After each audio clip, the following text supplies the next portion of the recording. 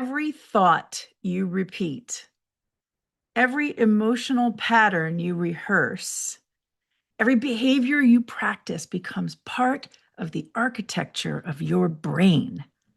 That's not poetry, that's biology. Your brain is constantly wiring and rewiring itself around what you pay attention to. And that is both sobering and wildly hopeful. Because it means this: you are not just living your life, you are building the brain that will live the rest of your life. And today on Human Being with Dr. Susan, we're talking about reflection, not as some fuzzy, self indulgent extra if you have time, but as a hardwired, trainable leadership and life skill. Reflection is how you turn experience into wisdom, how you turn chaos into clarity, and how you turn wake-up calls into new chapters instead of scars. In this episode, we're going to move through three big sections: the stories that shape us, cracked diamonds, broken femurs, and late-night phone calls that change everything. We're going to take on the wake-up calls that reroute leaders and parents and clinicians, anyone who's ever realized, I can't keep doing it this way. And the practice of reflection, real tools you can use to lead yourself, lead others, and lead your life with more courage and more hope. So take a deep breath, maybe grab a notebook and some water, because this hour is for you. I'm Dr. Susan, and this is Human Being.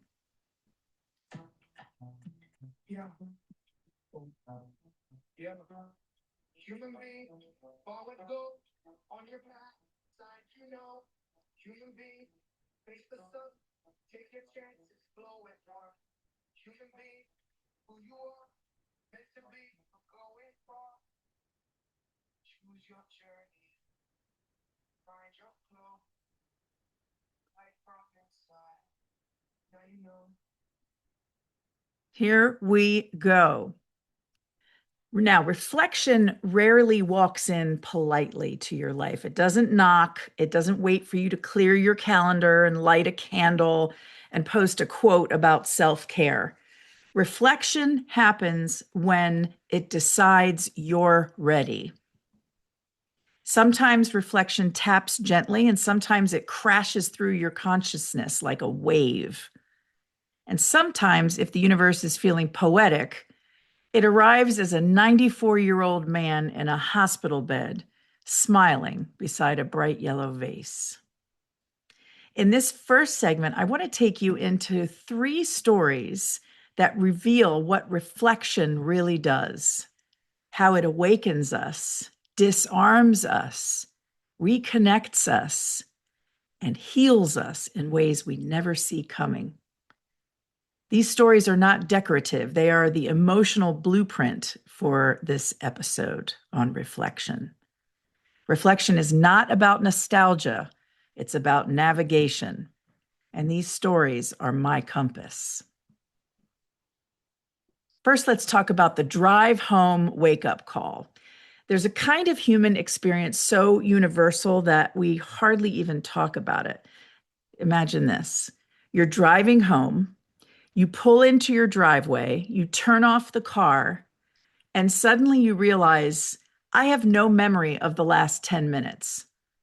I have no idea how I even got home. My hands turned the wheel, my foot pressed the gas, my eyes were open, but my mind was far away, replaying a hard conversation, worrying about something unresolved, arguing with somebody who wasn't even in the car or on the phone, or mentally drafting a to-do list that could wallpaper my living room.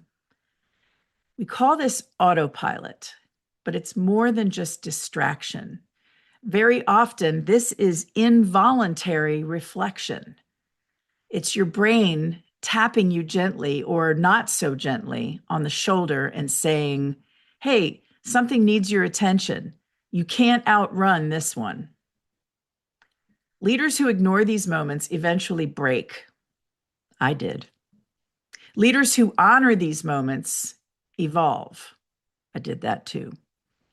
Reflection is the pause that lets meaning catch up to moment and motion. It's your internal alignment check, whether you've scheduled it or not. I've told you before about the flood in our house and the painting I made as a result when the painting kit floated to the top of the floodwaters in our bottom floor. This was 1997, and I painted something that my conscious mind didn't yet understand. It was only on reflection that I understood. On the canvas, there was a lone human figure standing on a high plateau beside Kokopelli, the ancient figure of mischief and music and rebirth. The landscape looked post-flood, washed clean, sunlit, raw.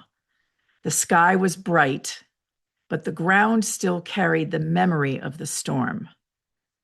The figure's arms were lifted toward light, not in triumph, not in surrender, but in acknowledgement, as if to say, I'm still here. I've been changed, and I need to understand what this new version of myself requires. What I painted without having the language yet was reflection. Reflection is the plateau of your life. It's the moment between the storm and the story you write next. The moment where you stop running long enough to see what survived the flood. Reflection is not passive. It's participation in your own evolution. You get these moments after the job ends, after the diagnosis, after the love leaves, after the kids move out, after the promotion, after the loss. The universe hands you a plateau, a pause, and asks quietly, who are you now? And if you say yes to that question, even shakily, you step into your own life again. Which brings me to a story I will carry for the rest of my life. It's a story about my father, a long-lost cousin, a broken femur, and the kind of hope that can only be described as divine timing. The story begins with my dad. My dad is 87 years old, Elliot, a retired chemist who invented many things you use today. And he reinvented himself with the curiosity and courage of someone who knows that life only gets interesting when you say yes to things you don't yet understand. And he said, sure, why not? This story is about connection, the kind that disappears for 70 years and then returns in a blaze of grace. The story starts with a DNA test, mine. One day, a new match appeared on my results. Richard Hart, age 94, Scottsdale, Arizona, cousin, a living cousin, a close cousin, a branch of the family tree my father believed had disappeared forever. See, when Elliot was young, his father died. It was 1958. And with that single loss, the entire constellation of family relationships fractured. My dad's father's side drifted into silence, not from anger, not from some dramatic falling out, simply from the gravitational pull of grief and separation. And then 7 decades later, here comes Richard, Dick Hart, alive, brilliant, ready and waiting. We learned that Dick has 17 US patents. My father holds 18. Of course they do. It's the Herzenberg magic. Dick invented optical instruments for satellites. He designed toxicology devices.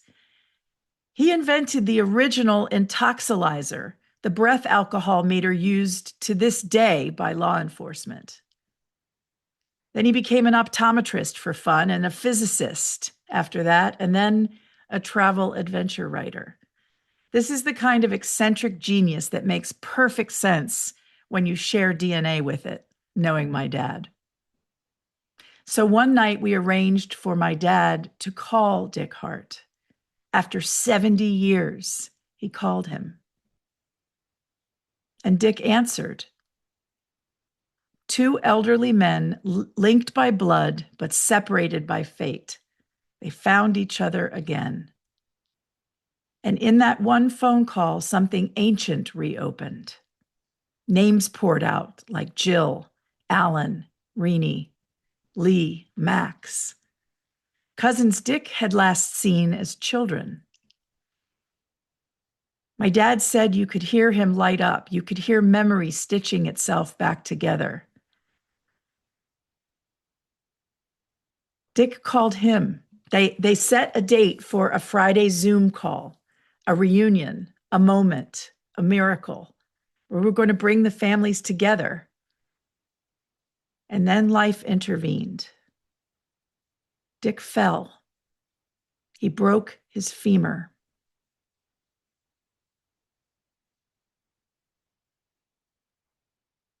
Sidebar. Anthropologist Margaret Mead once said that the earliest sign of human civilization was not a tool or a pot or a weapon. The earliest sign of human civilization was a healed femur. Why? Because a broken femur in the wild is a death sentence. If you can't walk, you can't hunt. You can't gather. You can't run from danger. A healed femur means someone stayed, someone carried you, someone protected you, someone slowed their own life so you could live yours.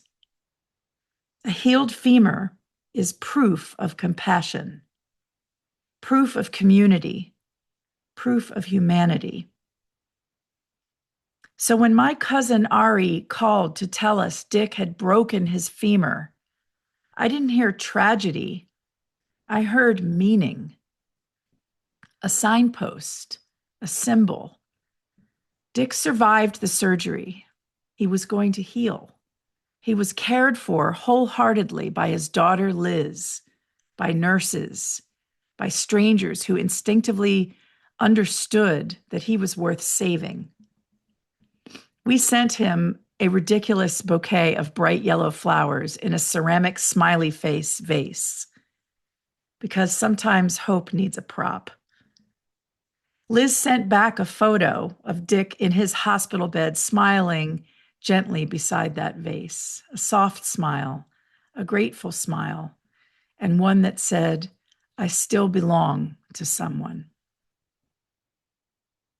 The Friday Zoom never happened. His health turned too quickly. That late night phone call between my father and his cousin became the only adult conversation they would ever share. But it was enough. It healed something that broke in 1958.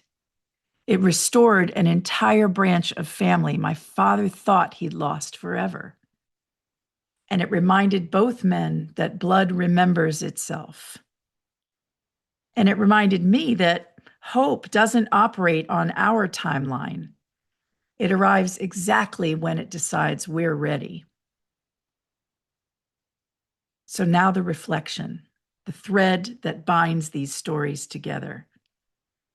The drive home autopilot, the plateau painting, the broken femur, and the long-lost cousin. One truth. Reflection is how we return to ourselves, and sometimes how we return to each other. Reflection is not regret, it is recognition. Recognition of what is unfinished. Recognition of what's calling. Recognition of the places where healing is waiting for us. Recognition of the person we are becoming. Reflection says, look again. Something important is happening. And once we do that, once we truly look, the world comes into focus.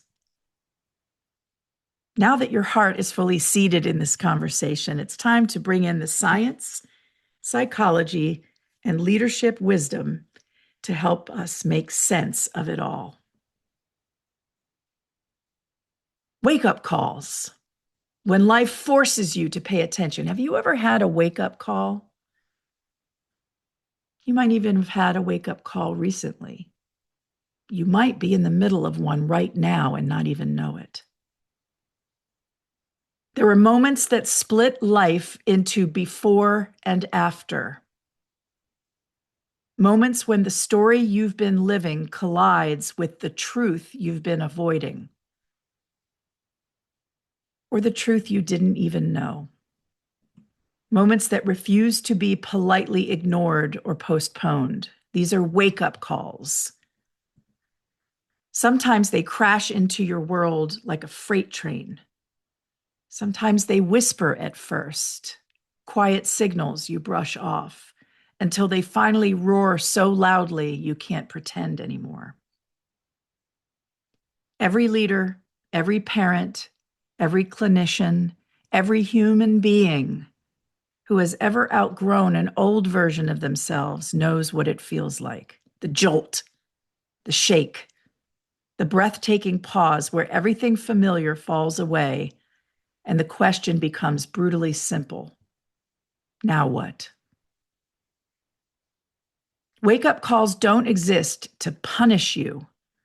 They exist to surface you, to drag you out of the pattern you've been stuck in, to strip away the clutter so you can see clearly again, and to remind you, sometimes harshly, that hope is not soft, not naive, not indulgent. Reflection is a directional force. And wake-up calls don't create reflection, they activate it, if you'll only listen. Leadership is fundamentally an identity practice. You're constantly editing, refining, re-choosing who you are, whether consciously or unconsciously. But over time, your identity drifts. You fall into efficiency. I've done it so many times. You normalize exhaustion. And we operate from muscle memory instead of meaning. Well, wake-up calls interrupt that drift. Wake-up calls create what we psychologists call identity disequilibrium, a moment when the internal story no longer matches the external reality. And these wake-up calls happen through three powerful mechanisms. The first one is mortality salience, the hard reminder that life is not infinite. Mortality salience. Or as Jack Kornfield said, the problem with time is that we think we have it. Whether it's a health scare, a near miss, an accident, a loss, or a moment when your own fragility becomes undeniable, the brain shifts instantly. Suddenly, your priorities snap into place. Your values become non-negotiable. The clutter gets quiet. The essential gets loud. This is not drama. This is neuroscience. When mortality becomes real, even for a moment, the brain stops obsessing about minor threats and starts focusing on meaning, connection, purpose. Wake-up calls shrink the ego and expand the horizon. Mortality salience, that's the first mechanism of a wake-up call. The second mechanism of a wake-up call is identity disruption. The pattern I built no longer fits who I am. A wake-up call breaks the system, that internal operating system of habits and narratives and roles and assumptions. Many of those systems we built years ago, sometimes out of fear, survival, or sheer necessity. But that wake-up call, breaking the system, is when the story stops making sense, the pace becomes unsustainable, the striving loses its reward, the identity cracks open. And in that crack, there is space for reflection and hope. Reflection isn't about blind positivity. It's agency and pathways, a belief that you can shape your future and the creativity to figure out how. That wake-up call makes you reconsider the script you've been performing. So that's the second mechanism, identity disruption. And then the third mechanism that the wake-up call brings is pattern interruption. The moment the cycle flips from automatic to intentional, from chaos to choice. We humans become loyal to routine, even routines that exhaust us. And wake-up calls interrupt the autopilot. They shock the system, halt the momentum, force a pause. And in that pause, perspective emerges. A window where you can see with uncomfortable clarity what needs to change. Priorities, health, relationships, leadership behaviors, boundaries, purpose. There was a movie many years ago, I can't remember the name of it, but Jeff Bridges was in this movie, and he had been in a plane crash and survived it. And he completely changed how he approached his life. That wake-up call knocks off the armor, and reflection helps us to rebuild a better version. The bionic man, the bionic woman, we can rebuild them. A second chance to take a look at what really matters, because there are 24 hours in a day, which equals about 168 hours per week that you get to allocate. 8,766 hours in a year. Choices, every one of them. And what emerges after a deep wake-up call is a different kind of person. Perhaps a leader who is no longer driven only by achievement, but by alignment and connection, not by speed, but substance, not notoriety, but legacy, not panic, but purpose. Maybe you start asking different questions. What am I building that lasts?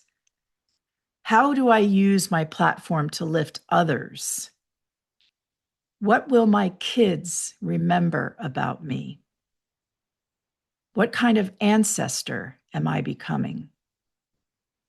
This is the end game of a wake-up call, a transition from what am I accomplishing to who am I becoming? And reflection is the hinge that swings that door. Let's walk through that door. Brene Brown, before she became synonymous with vulnerability, had research that kept pointing to vulnerability as the core of courage and connection, and she resisted it fiercely. She valued control, perfectionism, intellectual dominance, and her therapist finally said to her when everything was falling apart, "It looks like control has stopped working." And that one sentence cracked her open. The breakdown that followed became a breakthrough, a period of spiritual and emotional, professional disintegration that rewired Brene Brown's entire body of work and, frankly, rewired leadership culture around the world. It was a wake-up call, rooted not in danger, but in uncomfortable truth. Viola Davis, one of my favorite actors, chose herself after a lifetime of survival.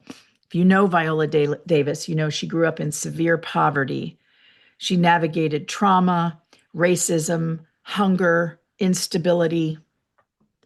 Her wake-up call wasn't one event. It was the cumulative impact of repeated patterns that finally pushed her into a defining realization. No one is coming to save me. I have to choose myself. Can you hear her saying that? No one is coming to save me. I have to choose myself. That wasn't optimism, that was agency.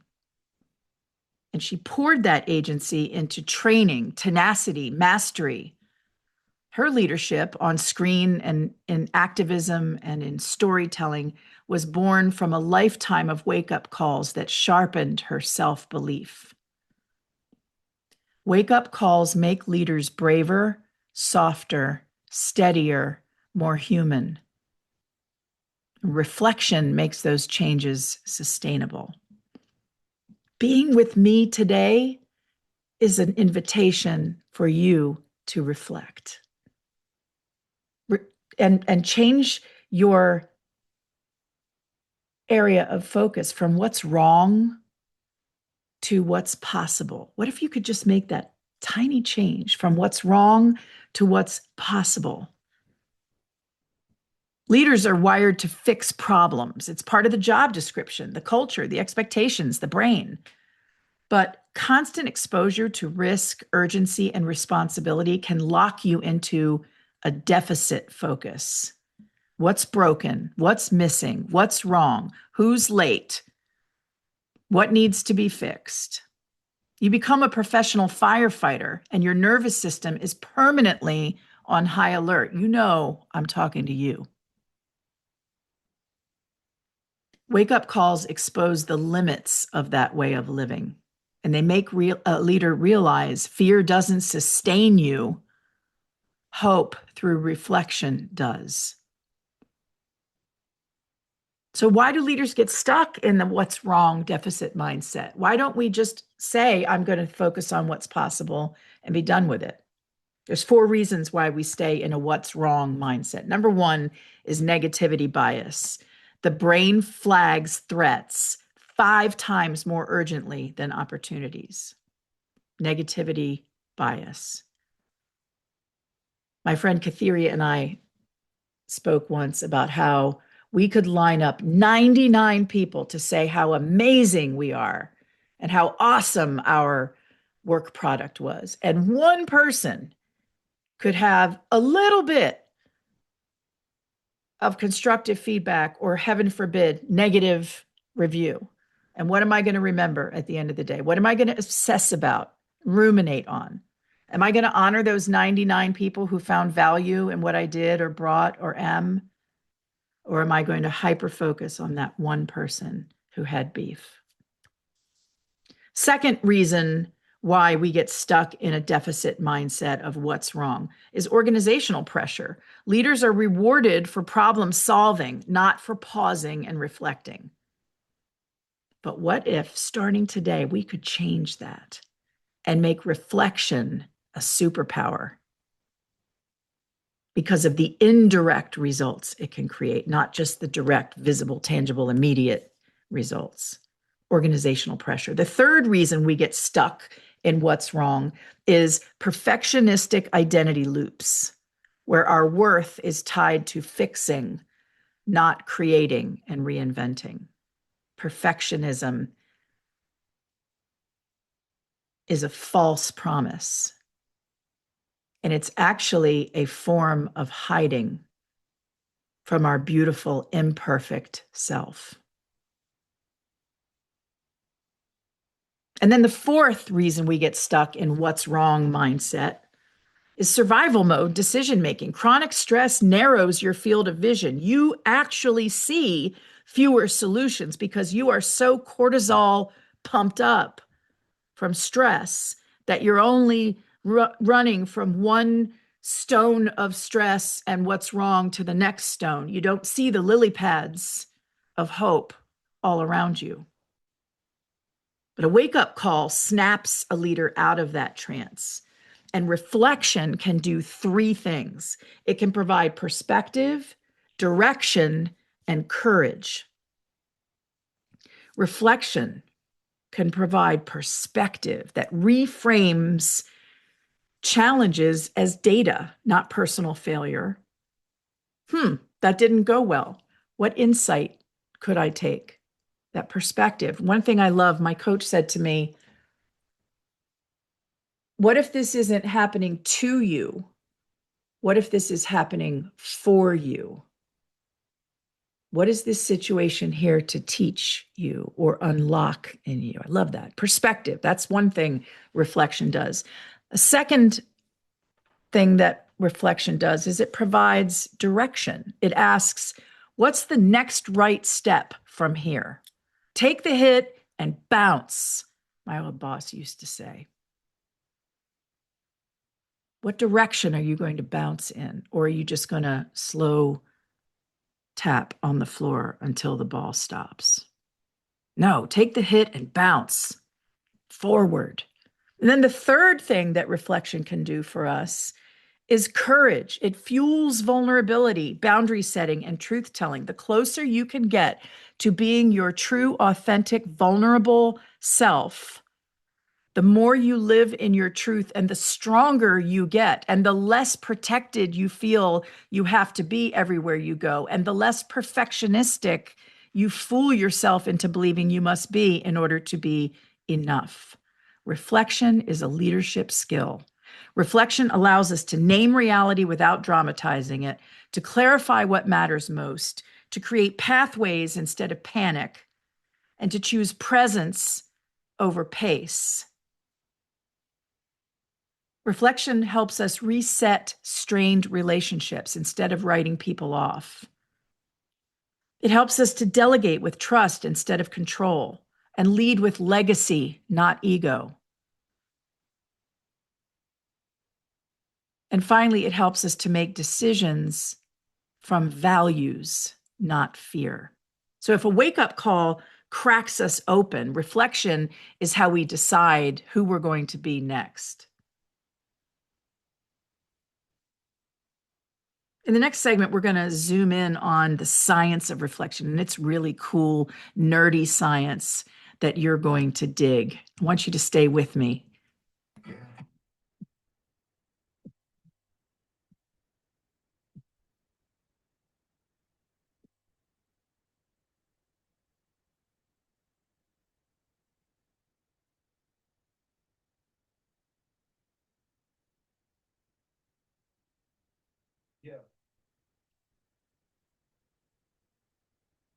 Now, think about reflection and wiring of your brain and some very practical tools you can use every single day.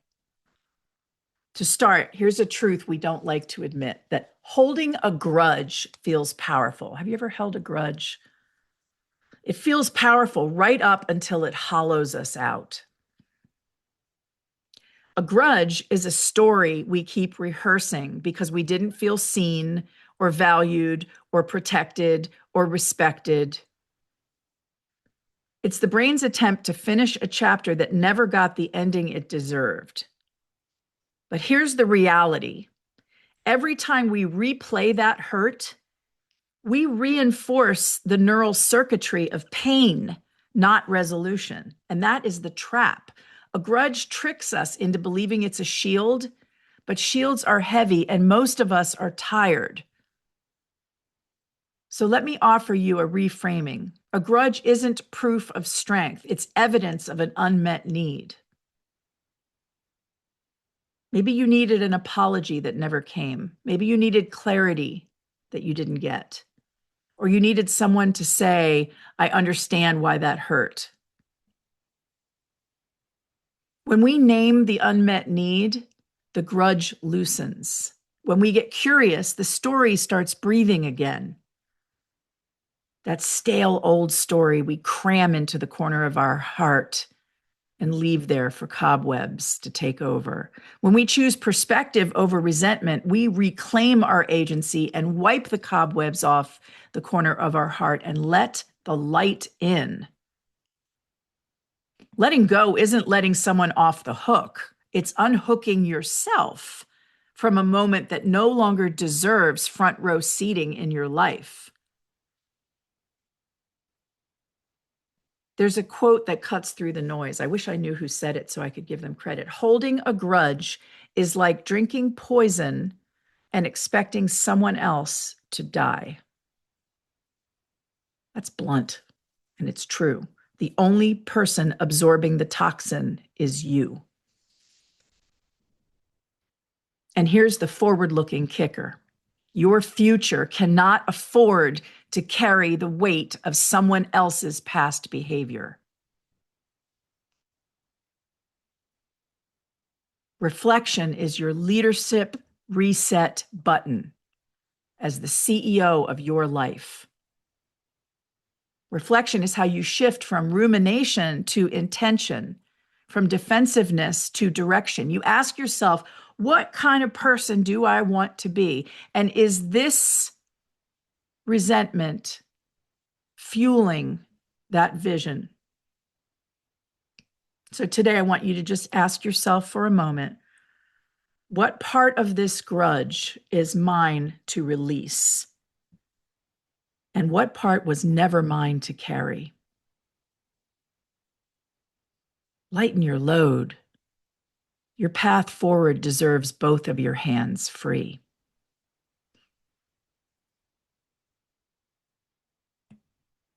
Now, let's talk about the practice of reflection, some science and some cool tools. Reflection is a muscle. It's a discipline you build. There are people who imagine reflective leaders to be a specific personality type, contemplative, introverted, one who journals elegantly with a latte and a fountain pen. No. The science is very clear. Reflection is a trainable cognitive process. It's a tiny set of mental behaviors that you can learn, strengthen, repeat, and scale. And you can come back to them even when you drift. The most resilient people are not lucky. They are practiced. They know how to generate the internal conditions for courage, direction, clarity, and motivation. They know how to shift their mind when it starts to spiral. They know how to see pathways where others see walls. They know how to choose agency over collapse. Reflection doesn't make life easier, it makes you stronger. And it's one of the few renewable resources you can control. So now let's operationalize it. Let's bring it to life. Reflection is a neurologically backed process that acts as a catalyst for personal growth, better decisions, and sharper emotional intelligence. Reflection means that you consciously examine your thoughts, feelings, and behaviors with curiosity instead of criticism, with objectivity instead of shame. You're not just marinating in what happened, you're studying it. So I want you to think of something right now. A thought, a feeling, a behavior, a pattern, a criticism, a shame that you carry.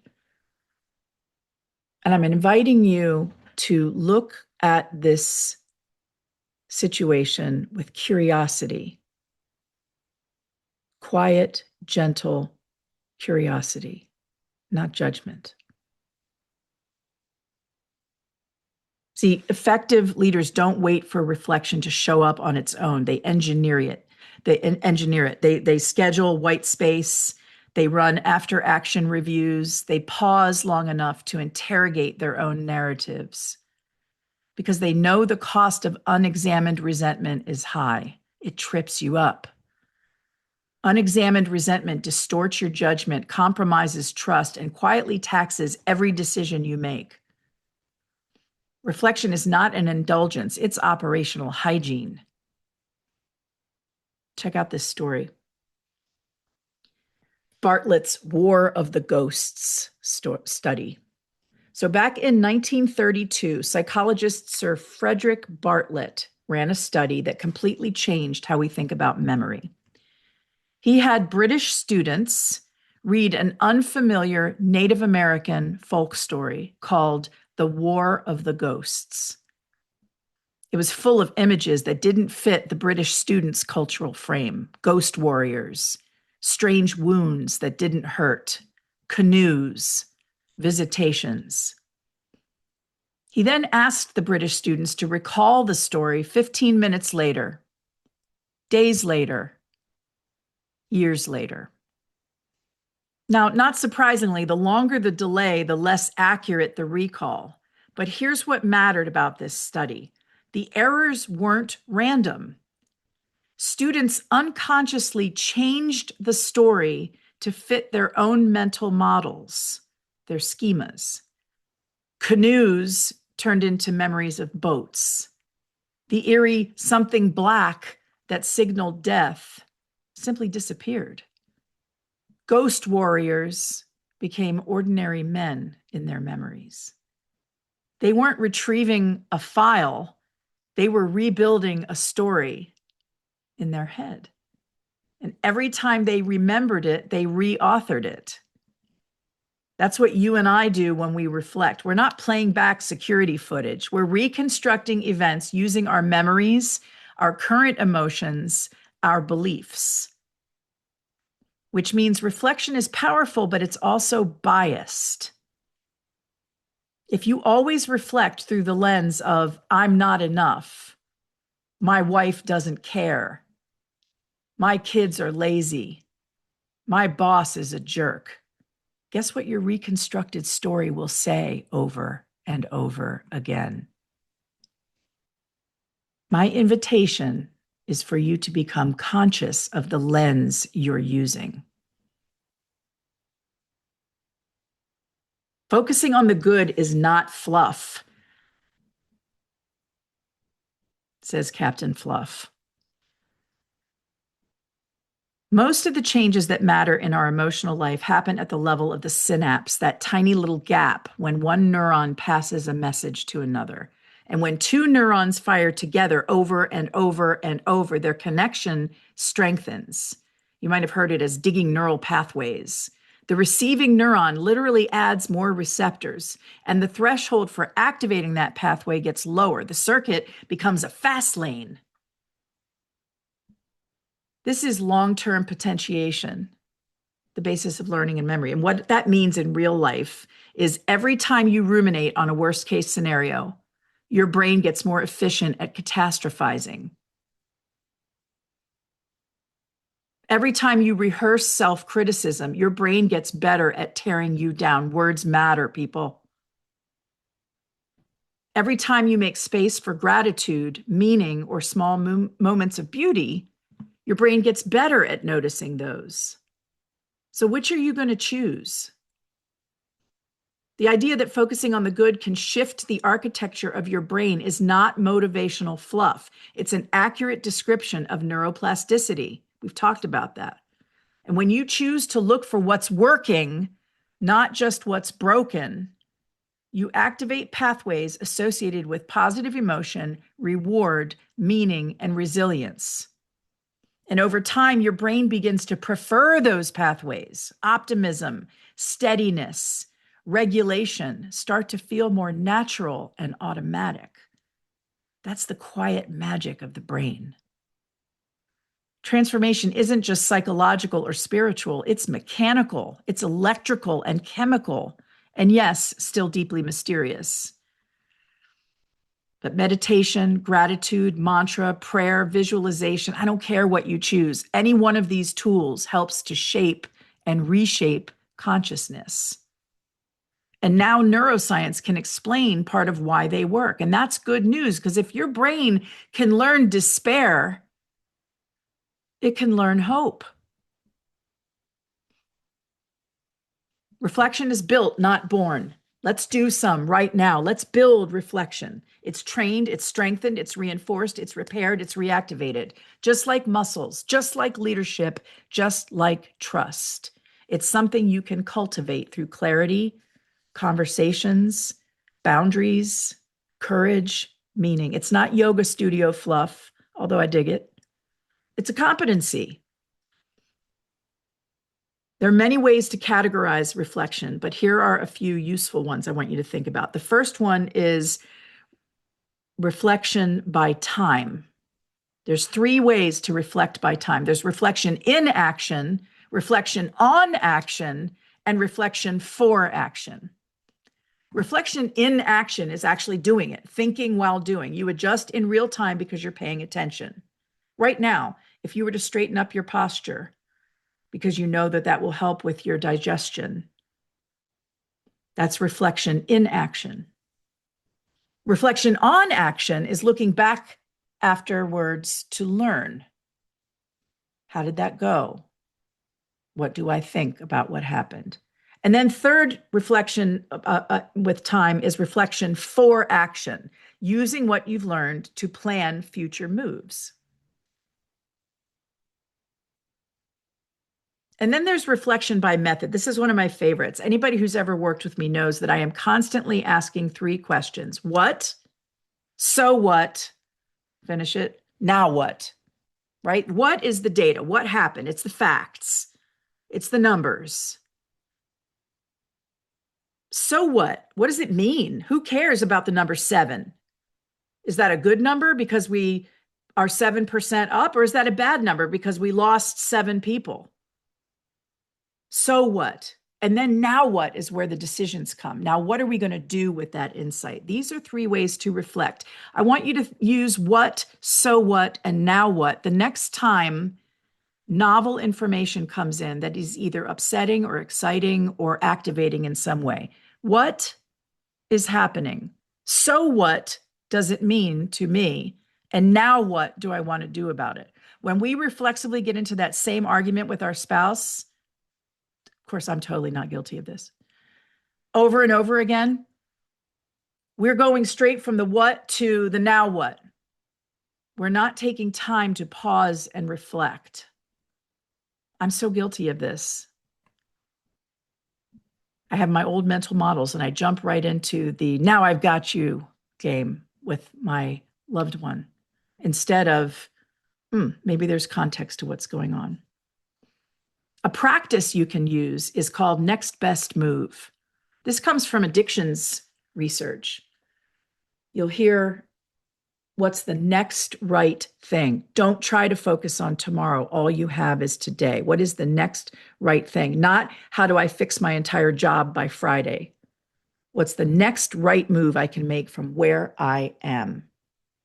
Pick one conversation to have. Hope is incremental here. Courage accumulates one tiny step at a time. One boundary to set. One email to finally send. One test to schedule that you've been putting off. One walk to take. Then do it. Another practice is an agency reboot. What can I influence today? I think it was Maya Angelou who said, focus on the things you can change. And then if you discover you can't change them, focus on changing your perspective.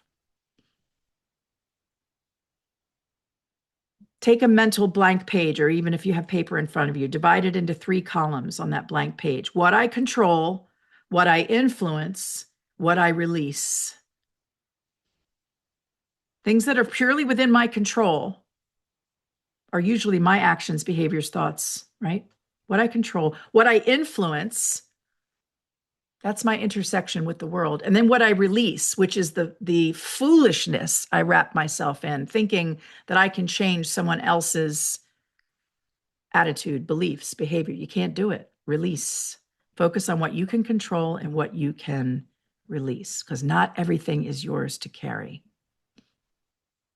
Another practice is concrete future visualizations. Athletes do this.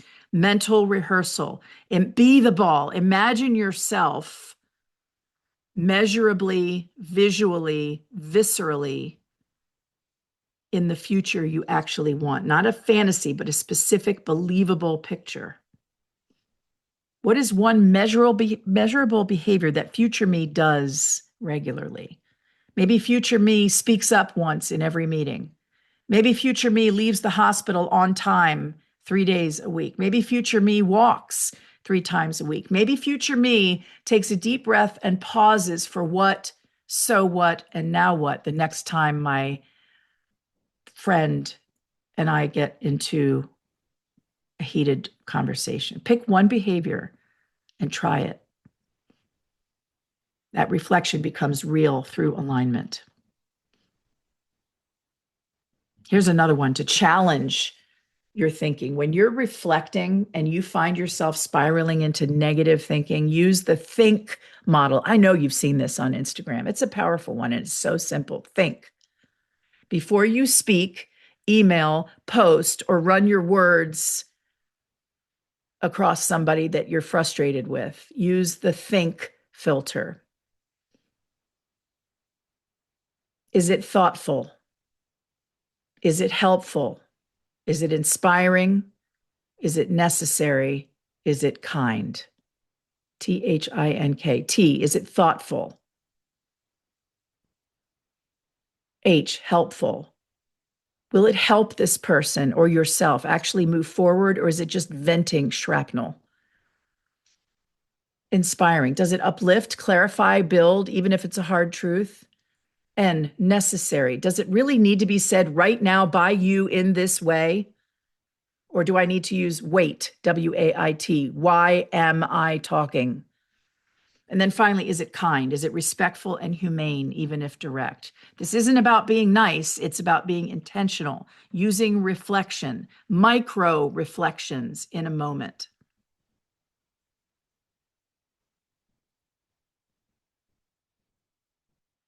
Polish psychologist Kazimierz Dabrowski coined the theory of positive disintegration. Here's what it means. Positive disintegration. Sometimes your mind and your life have to fall apart a bit so they can come back together at a higher level.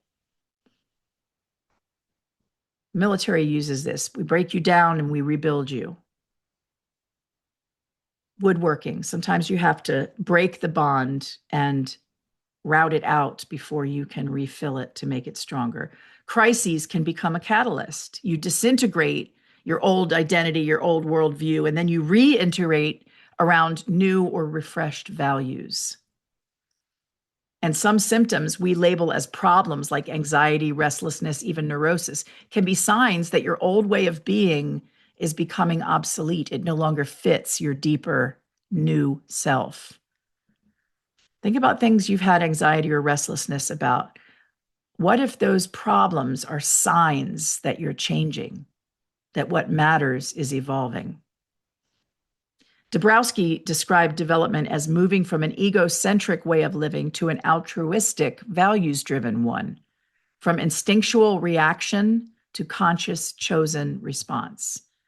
And reflection is what turns disintegration into growth instead of collapse. So for homework, I want you to get on your wheel of life for a minute. If you've ever done a wheel of life, it's a very powerful little inventory you can do. It's a reflection tool, a simple way to do a kind of deeper reflection. It's a classic in the world of coaching. Picture a circle divided into slices: health, relationships, work, finances, creativity, fun, spirituality, rest. Whatever those areas of your life are that are important to you, all little pie slices. And on a quiet day, rate your level of satisfaction in each area from 1 to 10. 1 would be deep in the middle, 10 would be all the way out to the side of the circle. Not to judge yourself, but to notice. Where are you pouring all of your energy? Where are you starving yourself? What would one step better look like in just one slice of that wheel? Reflection doesn't always yield huge moves, but it helps you uncover honest ones that you need to make. Reflection. Now, I want to say something about reflection in families, and this is a hard one for me. In dysfunctional families, conflict doesn't get resolved, it gets buried.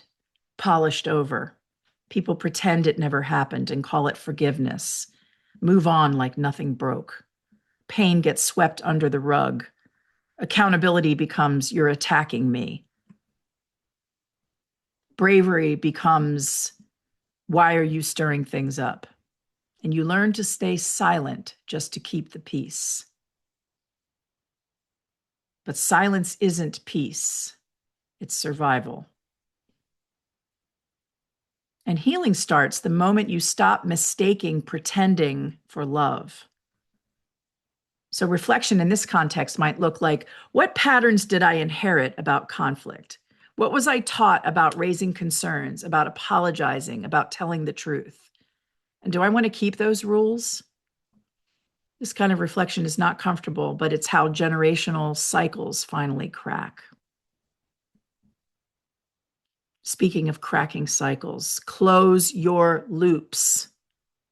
There's another kind of quiet exhaustion that reflection can surface. This might be my favorite one today. Get ready. Quiet exhaustion. It's not your workload. It's not even your sleep. It's your open loops.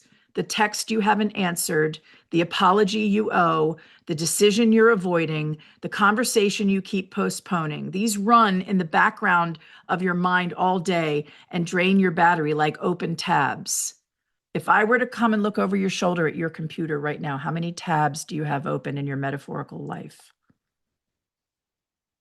Closing loops, sending the text, admitting the mistake, making the appointment, letting go of the grudge, deciding yes or no, is a form of reflection.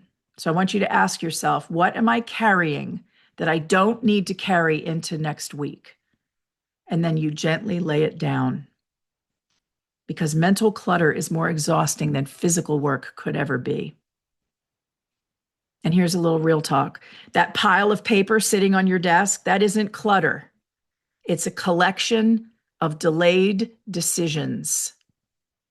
Every sheet is a question you haven't answered yet. Your brain knows it's there and it charges you a small tax every time you walk by. That ain't peace.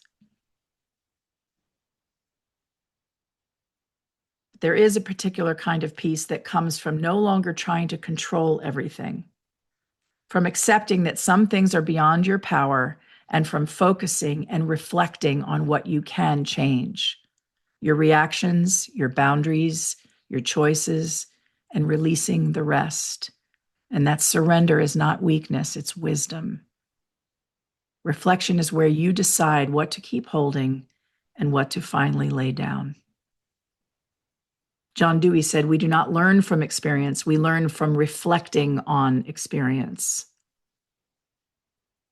And Erik Erikson taught me, the more you know yourself, the more patience you have for what you see in others. Because the more I face my own mess, my doubts, my fears, my mistakes, the less I expect anyone else to have it all figured out. We are all broken in ways nobody talks about.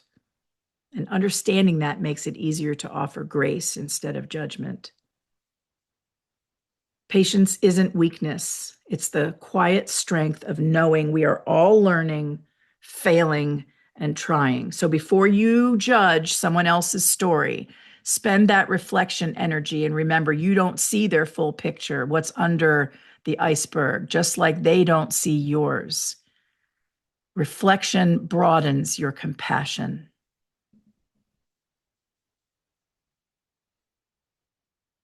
There's an Italian word I love, risorgere. Risorgere. R-I-S-O-R-G-E-R-E. Risorgere means to rise again after being brought low, to return to light. My hope for you this week is that you return to light, that you allow, as John Maxwell said, for reflection to turn experience into insight. And don't forget what Annie Lamott says, almost everything works again if you unplug it for a few minutes, including you. So thank you this week for taking time to unplug with me. I've enjoyed our chat, and I hope as you reflect on the rest of your week and get ready for the next, you allow yourself some grace And you move from the what to the so what to the now what with gentle hope. I'm Dr. Susan, and this is Human Being, and I will meet you in your reflections. Join me next week at 10 a.m. Eastern, right here on Sandcastle Radio, America's hottest online variety and music station.